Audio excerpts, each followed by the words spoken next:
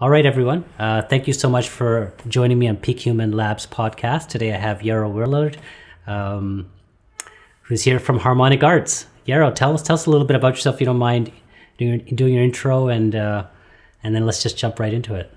All right. Well, thank you for having me. I am a clinical herbalist, but I'm also a naturalist and really into looking at the rhythms of our planet and the lost language of communication between us and other species, and this kind of sensory perception type of communication. So that's my jam. I have a YouTube channel. I do a lot of video. I run a company that sells herbs and spices and medicinal mushrooms and elixirs and kind of tonic nourishment for the modern age.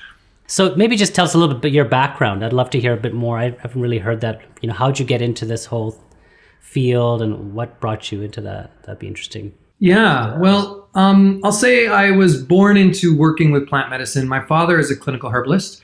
His name is Dr. Terry Willard. He used to be he was the president of the Canadian Herbalist Association for a number of years. He's written about 12 books on plant medicine, including the very first kind of Western book on reishi, which is now a kind of fable. But yeah, he would do a lot of herb walks. As a kid, I would go on these herb walks and sit in teepee camp, do sweat lodges, this kind of thing for a bit. And that kind of organically grew. But, as I became a teenager, I was like, nope, I'm not into this stuff. I'm going to try the conventional way of life. And that didn't work out for me. Right. So in my early 20s, I was already, I guess even at 19, I was back working in a health food store, learning about plants, decided to do my clinical herbalist diploma program, which was a 4.5-year program at Wild Rose. Amazing college. Did that.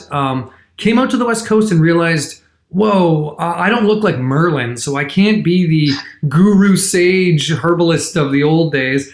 So I essentially wanted to start working with how do we bridge plant medicine to the modern age? What do the modern people really want out of plant medicine? And it's the effectiveness and an ease of delivery and access. So we created a botanical dispensary and started growing plants, started wildcrafting plants, started tincturing plants, and then started to kind of evolve into a wide spectrum offering of how to work with the natural world.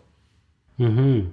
And so just to back me up a bit, like what was going on that made you feel that the regular way or traditional way of looking at health wasn't working, and why did you come back to herbal medicine? Well, you know how the grass is always greener on the other side? I thought wow, Ichiban is only 25 cents a package. That's amazing, But very quickly, my body being trained in a really wide spectrum of organic quality food went whoa, downgrade nutrition. This does not function. You do not have optimal sensory perception. You don't have fuel levels at their top. Quickly, my body told me this is the wrong approach. And that kind of A plus B equals C that our world tends to thrive on is not very qualitative. And so there's this loss of the qualitative data when we kind of quantify everything. And that's what I tried to do. And I realized that doesn't work for a real empowered life. Mm-hmm. Okay, so then you were all into plant medicine, and so I think today we wanted to talk about mushrooms specifically. So, how did mushrooms get into? I mean, they're not even actually a plant, but so tell me a little bit about how did you end up going into that route? Well, I always loved mushrooms, and I think a lot of people do. There's a bit of a Divic kingdom or a lot of fable around it. Even the story of Santa Claus really being a story of an Amanita muscaria mushroom, and it's bringing you to the level of presence that is the present that it brings. This was always interesting to me.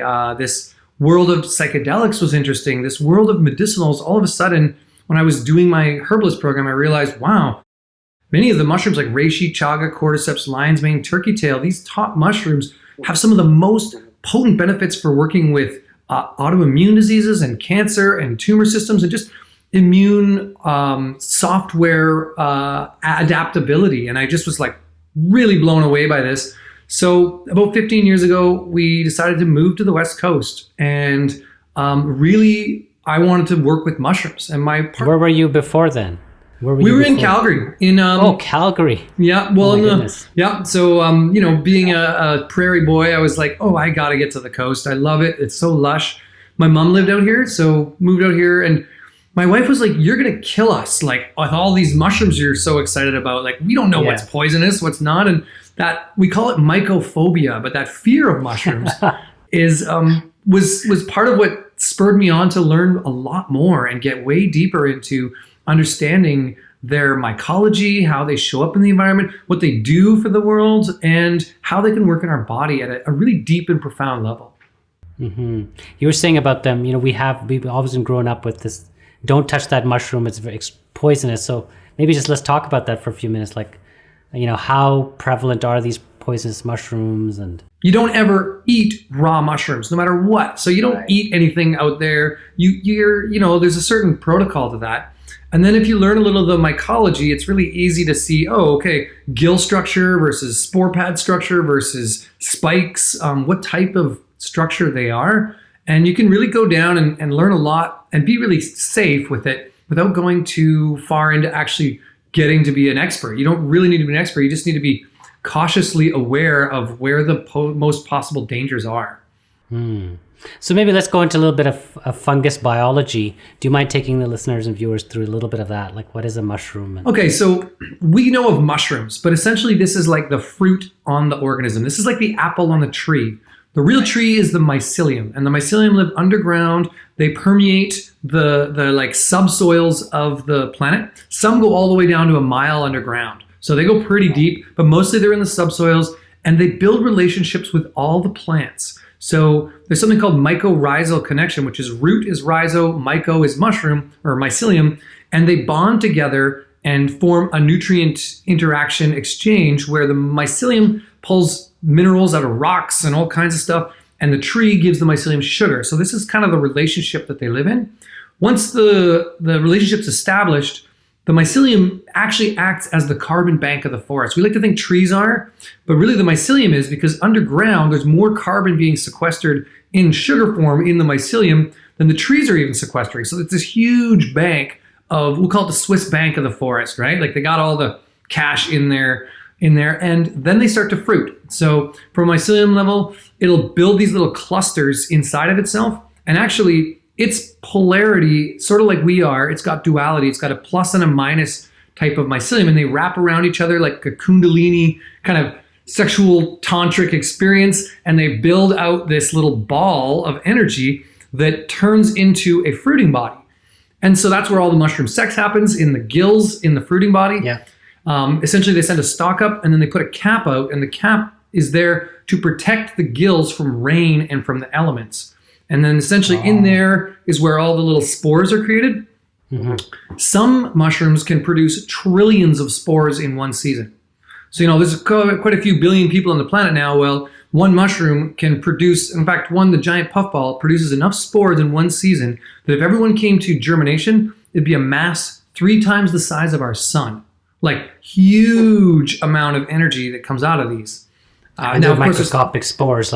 So when does the spore get released? Get deeper into this. Each mushroom is different, right? But their caps have a bit of sensory perception, similar to how we do. They can sense when the sun is coming. So that 4 o'clock, 5 o'clock sunshine coming through the angle of the forest, they will feel that on the cap, and they'll triple up their spore production, right? In that time. Yeah. And most fleshy mushrooms, which are the traditional conventional mushroom most people know of, they're going to spore for a week or two maybe, but they're going to pop up multiple heads throughout a month or so of a season.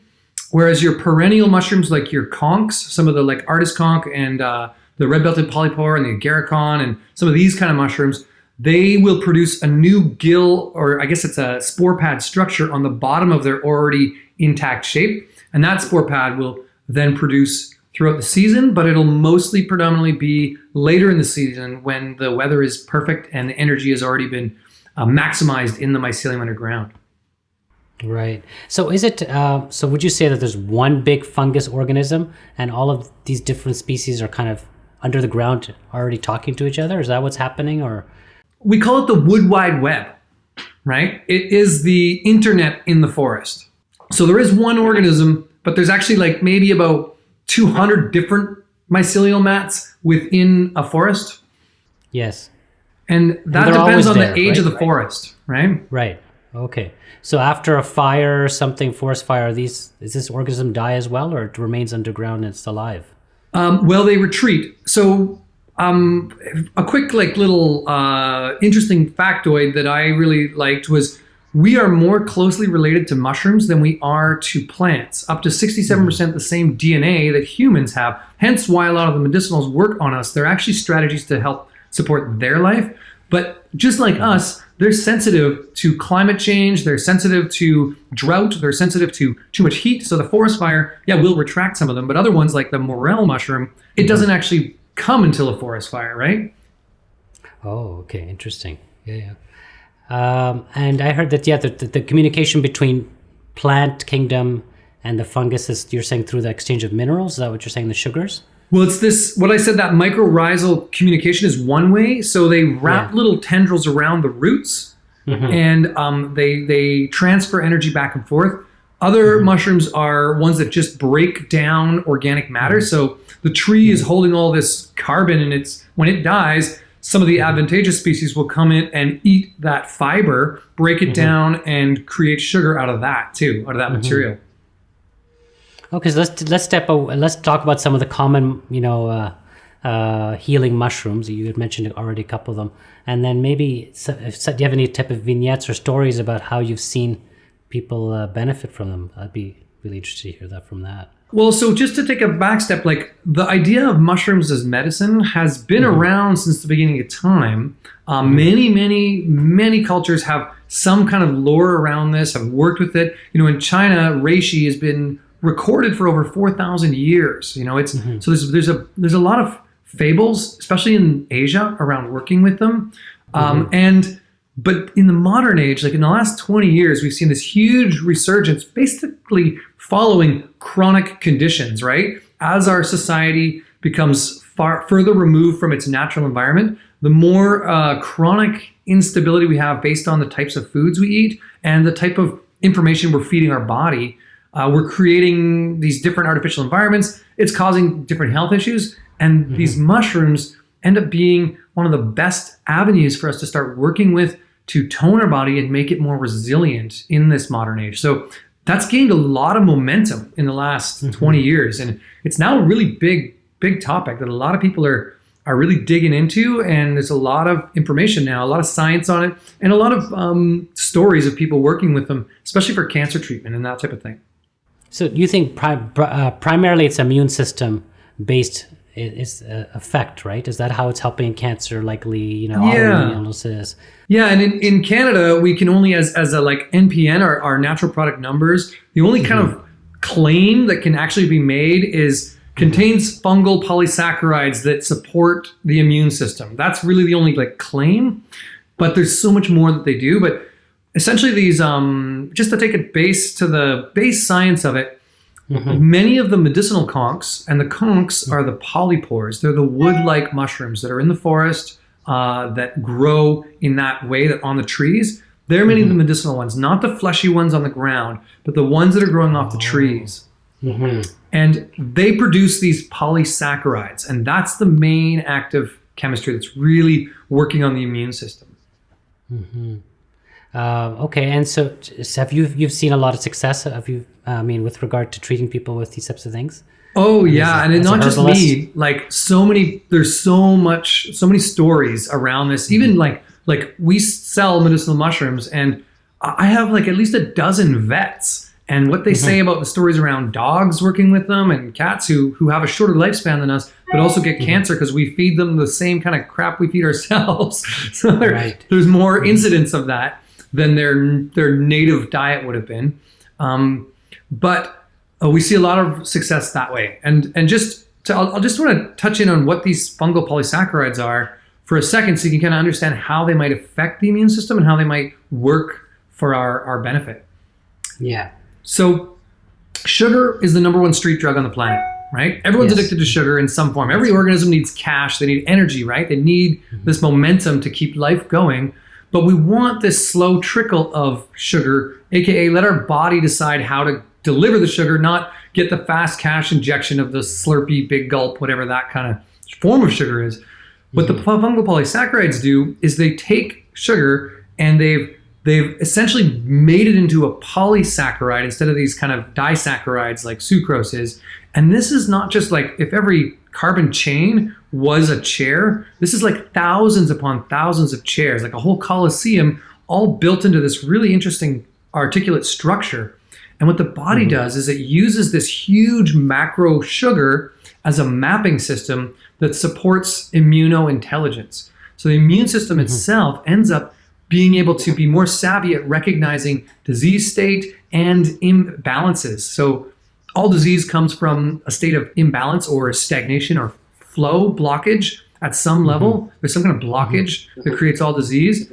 And the fungal polysaccharides, these huge Aztec glyph-like molecules, help the immune system see that kind of stagnation and work around it and be more adaptive to it. So that's the main base. And that's in every one of these main immunomodulating mushrooms. And the stuff that you get at the grocery store, like the simple button mushrooms, does that have any nutritional value or have positive health benefits? Yeah, there's actually there is some nutritional value to those, and even actually oyster mushrooms being one you can get at a grocery store. You've probably heard of statin drugs before, I'm sure. Yes. Like lovastatin and these kind of things. These are all like cholesterol medicine. Sure. They're originally derived from the oyster mushroom itself. So that mushroom eaten can be really good for balancing and regulating our cholesterol build in the body in that sense. So there is some from also your traditional button mushrooms. There's a bit of blood sugar stabilizing qualities to them. They are essentially not that potent though, but there is some benefit to them. But it's also the challenge with many of the fleshy mushrooms is that they also exacerbate a common fungal condition that happens in the modern world, which is called candida.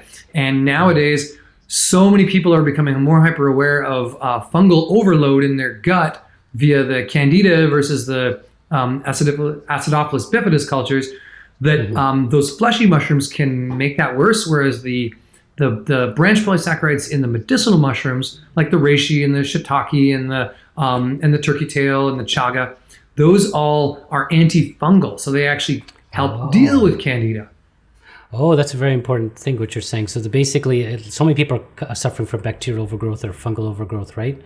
From the gut. You're saying that these fleshy mushrooms might be not helping, but medicinal mushrooms could be actually working against it. And you got to think about it the way the mushroom thinks is it built a strategy to not get other fungal infections. So its antifungal qualities are just being imparted onto us. So it doesn't get other infections, and neither do we as much, right? Does it matter dried versus fleshy? I mean, when you go to the grocery store, what should somebody be looking for when they want to purchase mushrooms? Yeah, so essentially you want to look for the shiitakes and the oysters. Those are the two best ones. Both of them have some medicinal qualities. Your regular conventional button mushroom or your portobello mushroom are not really very medicinal in any way. The best one, though, you can get this in many Chinatowns and in various places, is lion's mane mushroom. You can buy that fresh, and it's very tasty. Oh, okay. That's interesting. And they also have a lot of minerals as well, right? The mushrooms as well.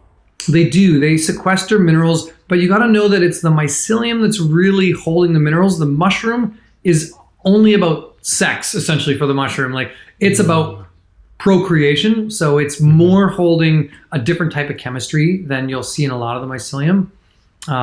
But you are getting minerals out of them. You get better hormonal type compounds, steroidal backboned compounds, which are very effective at some of the antivirals, some of the blood sugar stabilizing qualities that you see in the shiitake and the chaga mushroom in particular. Just before we get onto those mushrooms, sometimes mushrooms go bad. Looks like they get moldy. So is that just a different type of mold that's come out that's probably makes it unhealthy? No, that's a secondary mold usually. Yeah. So don't eat those. Don't eat those. Also, cook all mushrooms. People don't always cook their button mushrooms, but if you cook them properly, you'll digest them properly, and you don't really digest them very well. Therefore, that's when they're even worse for candida. Perfect. Okay, so let's move on to the reishi mushrooms, cordyceps, lion's mane, chagas, and I'd love to hear more. Just maybe take us through some of these mushrooms, and then that'd be great. Yeah, well, I'm sure many of your listeners have heard of some of these mushrooms. I'll start with reishi. It is the most famous mushroom in the world. Actually, it's also one of the most heavily studied organisms on the planet. more money has been spent studying reishi mushroom than any herb, more than turmeric even. But it's almost all in Chinese, a lot in Japanese, some in Russian, some in German.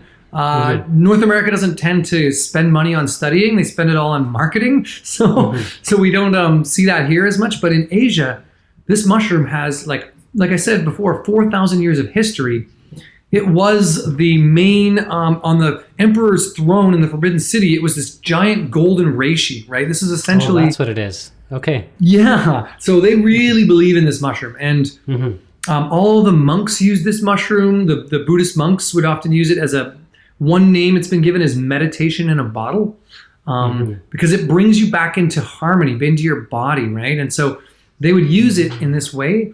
And in the modern world, what we see and what the Chinese sort of fable is to protect the academic from their own brain, to protect us from ourselves. So it's grounding, right? It brings us back into what we call coherence with ourselves and organizing the world inside of us to be in alignment with the world outside of us. So with that, we've got things like ADD. You've got any kind of out of balance eurythmia, like heart palpitations, asthma, allergies, any of these kind of hyper or hypo states when the body goes into shock. Reishi is grounding, right? It's bringing someone back into their body. Somebody's traumatized, it's very helpful that way. But really what I see in the modern world is many of us have cell phones, many of us have screens. These are slightly out of body experiences. And reishi can really benefit us by bringing us back into our body after screen time, literally. That's so interesting. And and the next one, so because I have a couple of questions after this about how do we actually get these mushrooms? But I could spend an hour talking about just reishi, because it's also hepatoprotective, it's also immunomodulating, anti-tumoral, it's got all these other qualities too. But but anyway. That's my favorite. I think I actually have an 18-year-old daughter named Reishi. So you can tell I've liked you really are a big fan. Yeah.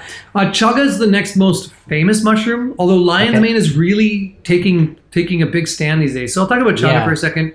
Sure. This one's really cool because it's not really a fruiting body. It's what's called a sclerotia, and it grows on the outside of a birch tree, almost in where a wound would be. So if a tree loses a branch, the chaga will grow back in that place to heal it. And what they found is trees that have chaga on them actually live longer than trees that don't. That's like a big semicircle, right? Is that the one? Yeah, it's like a black, it looks like it almost was a infection, but it's actually part of the birch forest immune system. So it helps the trees live longer in a type of forest that is short-lived. Chaga is almost one of the birch tree strategies to maintain longevity in a way. And so it's more symbiotically working with it, whereas reishi's eating the tree. Chaga is actually protecting the tree in that sense. What does a reishi look like? Well, the most common, I got a bunch over here I could go grab, but the most common shape is like a half horseshoe almost, with many semicircles inside. And that's the reddish? Yeah, it's a red. It's a red. Yeah. The one that I have near here is called red varnish conch, and it's a very beautiful mushroom.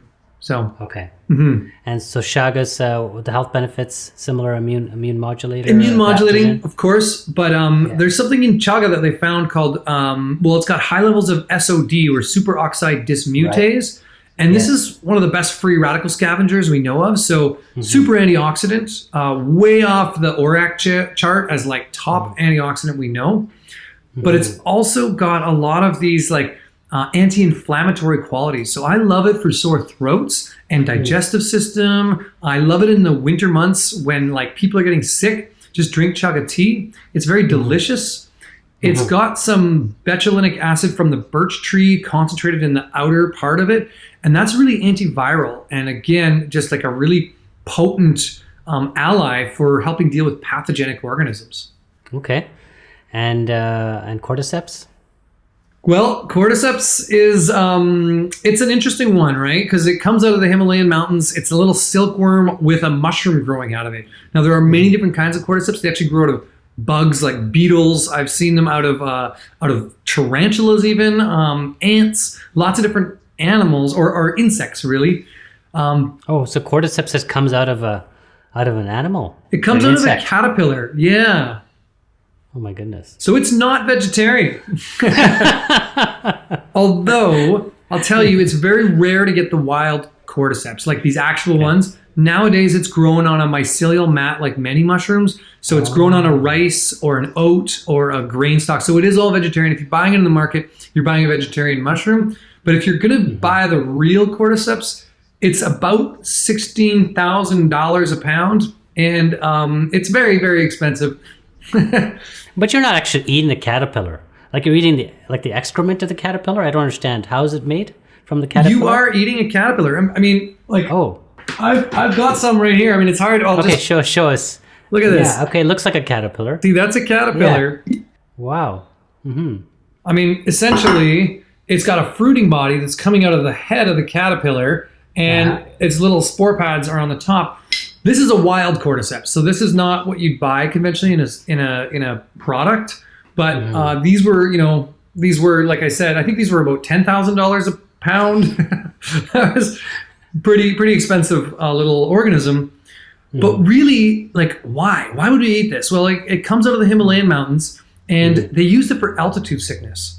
But really what it does is it opens up the bronchioles. It gets better oxygenation flow into the body. So people who are athletes get less lactic acid buildup in their muscles, so less burn and more cardiovascular output. So it gives you more endurance and more stamina because of that. But it also supports the adrenals and the sexual virility of men anyway. It increases the blood flow everywhere. You know what I mean? Yeah. That's a good thing. Yeah, in that sense. So it's like aphrodisiac, even though it looks gnarly and weird. It works that way. But really the main benefit is deeper oxygenation to the cells and adrenal support in fight or flight or stress response. I just want to go a little bit of a tangent. You know, I have a East Indian, South Indian background, and you know, mushrooms are not in any of our cuisines. So I'm just kind of curious about how come in certain cultures they were eating mushrooms, and in Indian food we don't even see any of it. So why do you think that is? I don't know. It's the other side of the Himalayas from China. So like, whereas they eat it like crazy. Like mushrooms are in everything there. Yeah, that's right.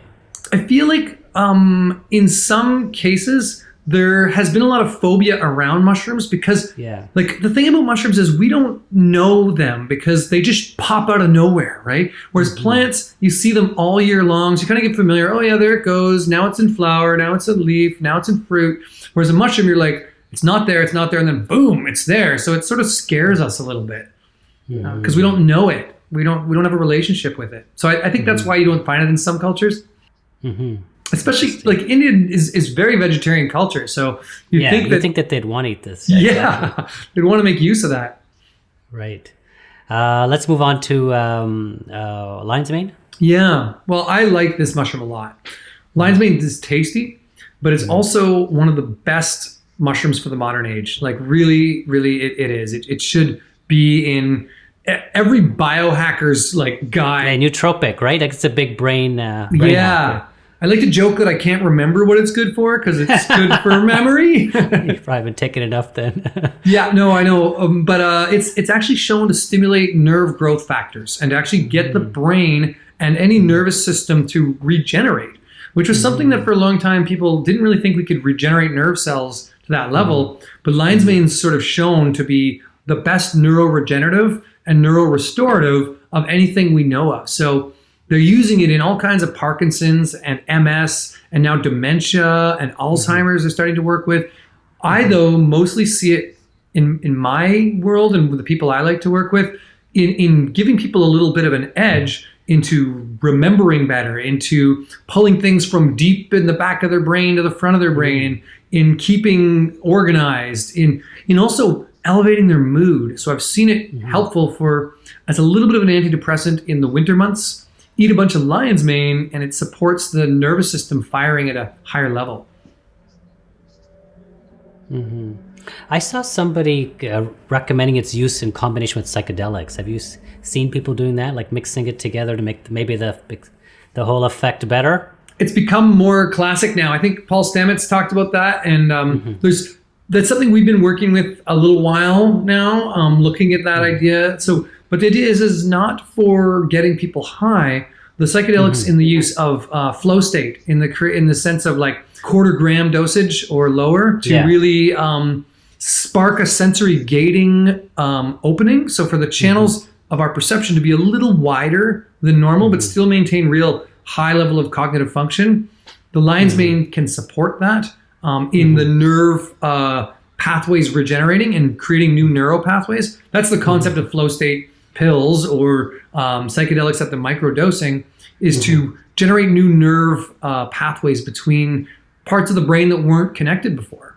Right, and this lion's mane would help with that as well. Yeah, so it just it amps it up. So because really, there's a very fine threshold with the psychedelics. It's the same with the cannabis thing. Like everyone says it's medicinal, but there's a fine threshold. Like so is turmeric. Turmeric's medicinal, but it doesn't get you high. So you're not excited about it the way it's like the flow states and this kind of psychedelic sort of nouveau gentrification that's happening in the urban hipster world is really because it gets you a little bit high. But if you take that part out of it and you go to the actual proper dose, it's really about changing the neural pathways and taking like 0.1 of a gram to 0.25 of a gram, and you never really get high. And you do this every third day. You don't do it all the time, right? It rebuilds, and it's this slow growth in that. And there's some huge benefits to that. Just as a segue, like a lot of people who are coming to the end of life, who have done this therapy of taking this, it really helps them deal with the death process. A lot of people who are severely depressed and just can't get out of the clouds and just are just dragging their feet in life, it really helps them see something bigger, something more in their life. So there's some places like that this is a really powerful medicine to work with. Yeah, I think this whole piece of palliative care, we're seeing it now. There's a lot of interest in how we can apply it in that sphere. Yeah, and with that whole revolution that's happening with marijuana these days, I feel like mycelial, both medicinal mushrooms and the psychotropical restoratives at the microdose level are the next thing to really bridge some of the healing that pot's promising is not going to happen for everybody. But some of these medicinal mushrooms could really support that in a much bigger way for them. So it's they go well together. Exactly. Okay. And then the last one, I think, turkey tail. Do you want to talk about that? Turkey tail is this is one of the most famous mushrooms in Asia. But people in North America don't know it as well. And yet it is the one that's the easiest for them to find in their forests. It looks like Coriolis or Trametes versicolor looks like a turkey's tail with multiple colors on the fan of the mushroom. And it's very small. It's grows in like 50 to 100 at a time. These big sheets of it I see. Sometimes you only get a couple, but it's easy to recognize once you know it. And this mushroom is one of the most antiviral mushrooms we know. Really good for protecting the liver. It's also really good for supporting the body going through chemotherapy and going through radiation toxicity, or even just airport travel a lot, It's got a great, I guess, protective quality against radiation. So they're using it in Japan as a big piece of their cancer treatments because of that. And it has been now for a long time. Hence a lot of studying being done on it in Asia because wow, this one up to 400 times better recovery rate from chemotherapy. That's huge numbers. So powerful mushroom, immunosupportive again, hepatoprotective, and just an easy one for you to actually find in your woods. Right. Okay, so we've gone through the mushrooms, like the different mushrooms now. Maybe just take us, if you ever were to have an actual mushroom, how do you recommend one could actually consume it? How do you prepare it? And Totally. So there's lots of different ways, but I'll tell you just first, the science mostly supports taking multi-mushroom formulas. You can do all the singles. So often what I'll do is I'll get somebody to say they want to take reishi because they're like, wow, I'm really ungrounded. I got ADD. I can't think properly. I would get them to take reishi and a mushroom combination together. So they got the benefit of the wider spectrum plus double up on the reishi dosage. Same with lion's mane, same with cordyceps. I do that kind of, that's the way I would like to see people take them, is take like the one in larger amounts, but a little bit of a multi-mushroom. You can take them in many forms. You can't eat them, right? Like this is like wood, this mushroom. If I put it in my mouth, it's not edible. right? Exactly. So you got to get the medicine out of it in some way, right? And what's holding it back is because it's this woody substance, it's these lignans and chitin. And chitin is like the exoskeletons of insects. Lignans are the fibers like wood. You need to break this down. Both of them are broken down with hot water. So many of the Chinese medicine method is to chop it up into as much surface area as you can get. So either powdered or chopped fine, and then decoct it or simmer it. Chaga is a great example of this. It's easy to break down chaga into small chunks and lightly simmer it. You can then rebrew chaga tea like 4 or 5 times to get more out of it. So you can keep brewing it up, giving it like 20 minutes to an hour for each brew. Okay. And that's really the easiest way to do it. Teas essentially are usually like 1 gram or really 1 teaspoon of whatever it is to a full cup. That's really how much you measure out. So like a 1 to 200 almost would be the ratio.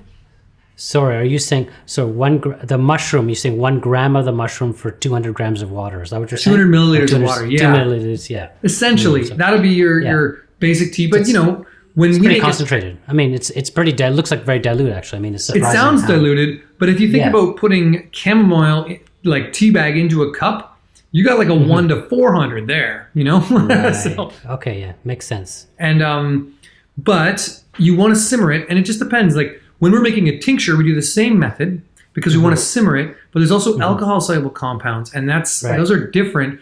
But instead of it doing a 1 to 200, like I was saying, we would do a 1 to 5. So we got 1 gram for 5 milliliters. Now that's really thick, super thick tea. It's like a dark, kind of thick, kind of congealed thing. You see, I mean, for those of you on video, you can see behind me, like I've got tinctures like this, right? It's like that kind of concentration where it's all herb matter and just that much liquid.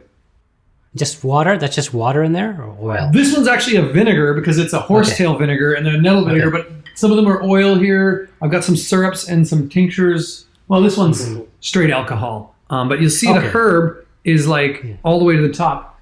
So 1 to 5 is okay if we can make a more concentrated version. Water. You can make up to 1 to 5 as a tea, but it's not going to be a very tasty tea. You're going to want to make it at least 1 to like 15 or 20, to make a thick, like that's about the max you want to go if you're going to drink it. But with this, what we end up doing is we then put them into tincture bottles and we're just taking smaller amounts, right? We're going to take 2 droppers full, about 20 to 30 drops. So we're trying to take what would be in a whole teacup that we might get from that 1 to 200 and put it into 30 drops. Yeah, I had your cordyceps. I was taking the wild cordyceps bottle for quite a while, and I guess that's what it was exactly, right? It was this. It was awesome. Yeah. Thank you. So, but that's one thing. So that breaks down the lignans, and that gets you those polysaccharides, that immunomodulating quality. Now, many of them in the fruiting bodies, they have those hormonal compounds. So you need alcohol to extract those. Those are the steroidal kind of compounds. So you make a conventional tincture, same thing. You just take that same 1 to 5 tea and you make a 1 to 5 tincture with a 60, 70% alcohol. And then you put the two together, and that makes your what's called a dual extract or a decoction ethanol extract. And it's not hard to do. There's actually YouTube videos on it. There's plenty of ways to learn this if you're interested. But essentially, if you're buying a mushroom tincture, make sure it's been dual extracted. Like you got both those compounds in it. You're not just getting the just alcohol soluble compounds because you're missing out on many of the polysaccharides. So sorry, you do it with the water first, and then you take the same thing and then put it with alcohol, or do you do? Well, you can do it in both orders. You can do it the alcohol first and then the water. But if you do the water first and then the alcohol, you need 2 weeks for the alcohol to macerate. So you got to freeze the water part, right? Because it'll go bad without the alcohol to preserve it. So yeah, makes sense. Okay. At our shop, what we do is we just make an alcohol soluble section. Like we make a conventional tincture, and then every time we want to make a product, we decoct it and then add it into a batch of alcohol. Sounds good. So maybe let's talk about Harmonic Arts. I mean, you've made it now so accessible for people like myself and other Canadians. Yeah. Well, before we do that, I want to tell you about one really exciting product we have at Harmonic Arts that is... tell me. It's beyond... So the tea and the tincture are one way. My favorite way has been to do a dual extracted powder, which is what we are doing now. And it's just, these mushrooms are totally upgraded way beyond what the tincture or the tea can offer, or even just a conventional powder, because there's other conventional powders out there that are a powdered mushroom. But what this is it's basically taking that tincture method of doing the decoction and the alcohol extraction, and then simmering that down in a vacuum so that it boils off at room temperature. It's still kind of like at that room temperature, raw temperature, boiled down to a powder. So it's like a juice powder of a tincture. This gets you a concentration of, remember how we said 1 to 5? Well, now we flip the ratios, and we've got like 5 to 1 or 7 to 1 or 12 to 1. So 12 grams of actual mushroom go into 1 gram of this powder. And that becomes quite a bit more effective because it's instantly absorbable in water. And it's just something you can put in coffee, you can put in tea, you can put in soup, put in oatmeal. I hide it in my kids' food all the time as a powder form. Wow. So do you have any just to show on camera? But yeah, because I think I'm just wondering if that's what I'd seen before, or is this something completely new? Is this a new product? No, this is what you saw. This is, see. Let me just see if I have a spoon here. Yeah. So I've got a jar here. Let's take the 5 mushroom. Yeah. And essentially, jar of the mushrooms. 5 mushroom. Yep. Okay, got it. And you would only need like that much. So just like a half a tablespoon or half a teaspoon, essentially. Yeah. You take 1 to 2 grams of the powder, and that's the equivalent of a pretty significant dose. So that's like 1 to 200 milligrams or 1 to 2,000 milligrams is a real dose of a 12 to 1 extract. And that, I'm just going to eat some right now. Just have it plain, just like that, straight. I love it like that. Like, that's my favorite way, because here's the thing. Your body is designed to tell your brain what's going on when your tongue samples things, when it experiences that kind of setup. It knows how to make the body function better. So it's really important that we taste all the things we eat. Even capsules. When people are taking capsules, I highly recommend they open them up and just taste it at least once. You know, I do a talk about this, and you wouldn't believe, like, every time I go, like, how many of you have ever like tasted a B vitamin? And nobody's ever tasted a B vitamin. They've all taken like hundreds of B vitamins over the last 5-6 years, but they don't actually know what's going in their body at a sensory perception level. So I get people to just open up a B capsule and just touch their tongue to it so they know what it is. So their body is aware of it. Once you do, you're like, whoa, there's a reason that's in a capsule. It's not very tasty, but at least your body now knows what's going in it, and it can be more easily digested and absorbed. And that's really the key piece. A lot of people are spending a lot of money on supplements, and they're just not breaking them down. They're just not actually getting the nutrition that they think they are, because their body's not assimilating it properly. So, I mean, most mushrooms are quite bitter, but do you after some time start to tell the difference? Yeah, well, I can definitely hone in and taste the difference on many of the different mushrooms. All of them have a unique flavor. I'd say lion's mane is the tastiest. Cordyceps is pretty delicious. Reishi is definitely bitter. But turkey tail is pretty bland. Chaga has a lot of depth, and it's got some vanillic acid in it. So it's got a bit of a vanilla, deep, almost coffee-like. All of them, to me, taste a bit like Ovaltine, or like a coffee substitute like Inca or something like, or Dandy Blend or something like that, a little bit. So, okay. Tell us about, I mean, my wife and I were big fans of the teas you have, the Divine Feminine, Divine Masculine. Do you want to just talk about those ones, or are those a super concentrated stuff, or that's tea powder? What is the difference? Yeah, well, I actually got a couple right here. Our Divine Feminine, Sacred Masculine. These two products, the Divine Feminine, Sacred Masculine, are herbal regeneratives, essentially tonics that support the immune system and restoring balance in the body. They're the kind of products I always wanted to make, because they really work with that kind of culture that is healthy, but wants to be more resilient, more regenerative, more adaptive, and more responsive to their environment. So the Divine Feminine is more about like balance support, glow, radiance, kind of almost a beauty, but more of like a hormonal toning. And then some herbs like Schizandra in there that really support the body in toning, as well as a brown seaweed extract, which is like the mermaid version of the mushrooms. That's not got the high iodine for the thyroid, but it's more got those aminopolysaccharides from the brown seaweeds, which is really cool. I really like that. Ashwagandha, Shatavari, these are two very well-known herbs that have more stamina building, more energy building. Goji berry, maca, more kind of, again, toning and supporting the energy systems of the body. And then a lotus pollen finish, which I just love. A little ginger in there too, because we need some kind of circulatory stimulant. Ginger is that.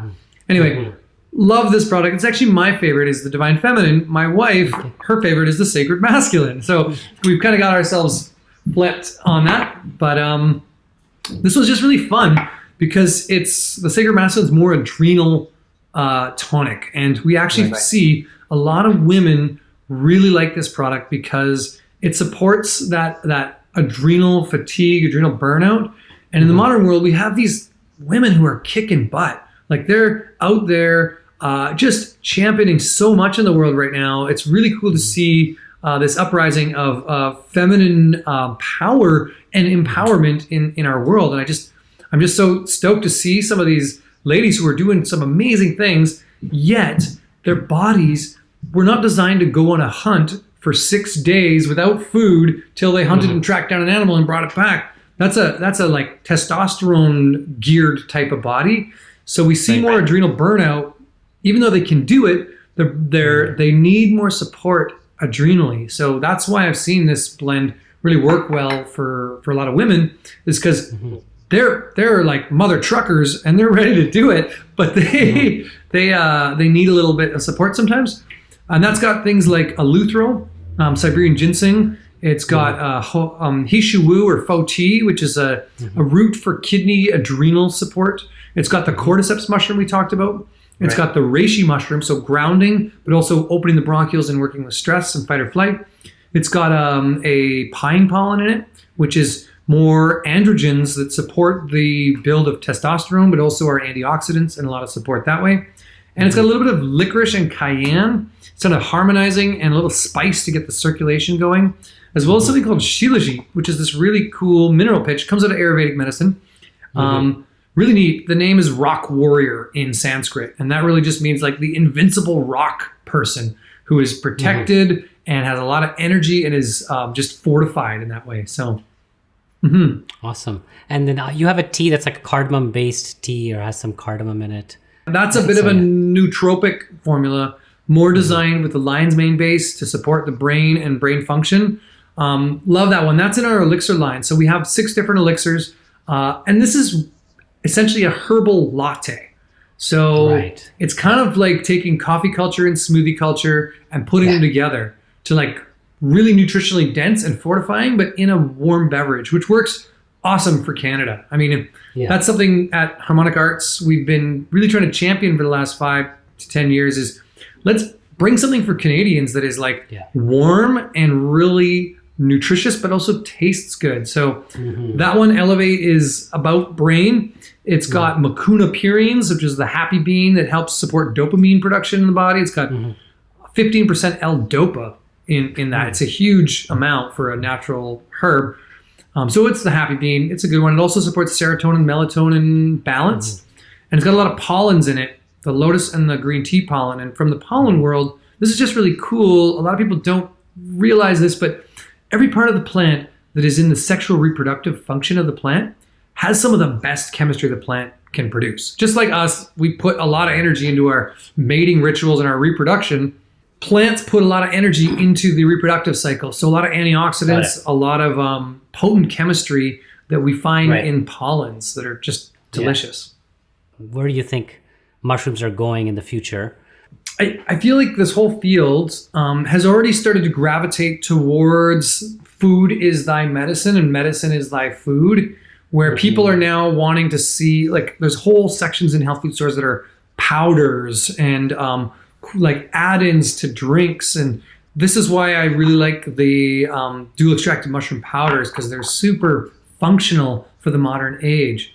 What we're doing next, and we've just started putting out, is a medicinal mushroom chocolate bar that's coming out. Oh my God. You'll see it at CHFA. But Okay. yeah, so putting them into chocolate, we do a hot chocolate. We do like a mushroom hot chocolate.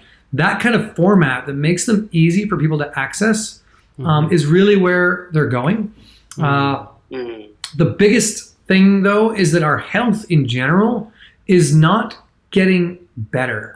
It's unfortunately if you've been on any like Netflix or anything, you've seen 100 documentaries now on like fat and getting fatter, or like just food toxicity or all this stuff. So we kind of are informed, but at the same time, we need these things. We need these restoratives. We need these high quality nutrients to really bring the body back to functional, optimal performance. And a lot of people, like the biohacker community, are really leading edge of this, that growing edge of like, how do we actually optimize the way in which our body functions, and therefore be more resilient and be able to like have the kind of life we want, because we all want to be healthy. Nobody wants to get sick. And I'll tell you, the biggest thing that people don't realize is that they are an ecosystem, and it's not about like anything other than fortifying your ecosystem. Build it up with more balance, with more diversity. So the more diverse you go with your foods, the more diverse you go with your herbs and your mushrooms, and support the body with nature's intelligence, the more resilient you become. And that's, to me, the best biohack ever, is to actually just work on hacking the microbiome first off. Get a good ecology going. Get a good outside defensive chi, protective energy field, and you're golden. Like, I really believe, and I wrote an article once called "Resilience on a Polluted Planet." I believe that we can totally handle way more than most of us do, because our immune systems are way wimpier than they could be. They could be quite a bit more powerful. And myself, I don't really get sick. If I get sick, it's actually I'm irritable, leave me alone for the day, and I'm good tomorrow. That's about it. And that's been 7-8 years, and I'm not alone. I know a lot of people now who have been on this kind of resiliency path, and their bodies are very responsive and adaptive. So I think that's kind of where we're going, is I'll say and a friend of mine, a guy named Daniel Vitalis, coined this term, Homo sapien domesticatus fragilis. Essentially, is what we are. It's what we are. We're this fragile, domesticated version. Right. And where we're going with health is more Homo sapien resilientatus. I don't know, but something like. So you're holding out hope. You feel that we are going in the right direction? I feel that some like understanding of what true health is growing in awareness in people. And even the like incidents of things like yoga and Tai Chi and these ancient practices brought back to the surface. We're seeing the same with herbs, with plant medicine, with the medicinal mushrooms. They're being brought back to people's awareness as the new food. They're not just like because I'm sick. They're actually because I'm healthy and getting healthier. Is it possible you think that we're seeing the fungi kingdom under attack, like with the environmental collapse, like we're losing diversity of fungi, and maybe it's difficult for you to even source these wild fungi? Like, are you concerned about that? I'm concerned about our wild stands of especially chaga and some of the other ones, because people are over harvesting them. I'm also concerned about loss of forest ecosystems. There's one mushroom in particular called agarikon. It's one of my very favorite mushrooms. Most antiviral substance on the planet. Powerful, but it grows only in old growth forest. And I live on Vancouver Island, which is like supposedly forest capital. We have 1% old growth forest on this island left. And that's quantified as something that's 400 years or older. So here's a mushroom that only grows in this one kind of ecosystem.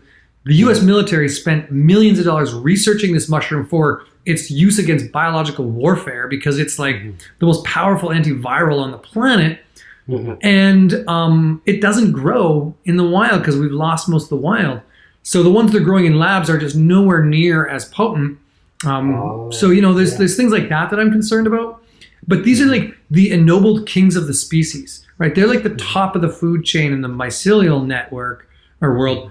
I'm not worried about like button mushrooms and oyster mushrooms and what I would call the bioremediator mushrooms. They're actually cleaning up the pollution on the planet as well. So There's a lot of study now done around using mushrooms as healing our planet. And I think something that Paul Stamets really shares that I really love, this idea just to sort of wrap my brain around, is that those species in history that have aligned with the fungal kingdom are the ones that are around today, are the ones that were most resilient in times of change. And so as you look at trees that adapted with this mycelial connection, those are the ones that stabilized and helped and that survived.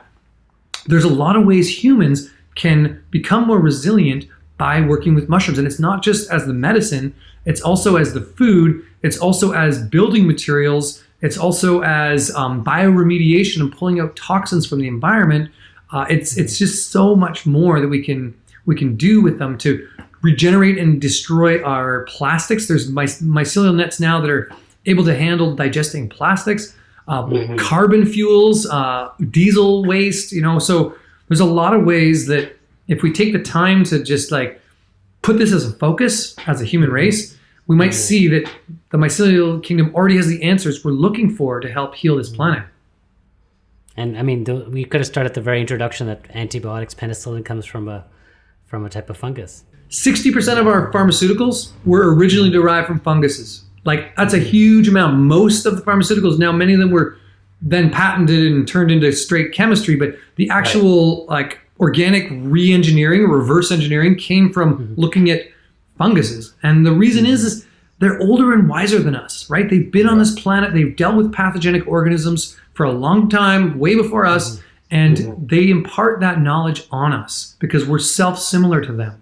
And that's just like, aha, this is really how they work. They teach us what they've already learned, how to deal with pathogenic organisms on this planet. So I think it's the kingdom. It is the kingdom that really is across this whole planet. That may be the thing that's connecting everything.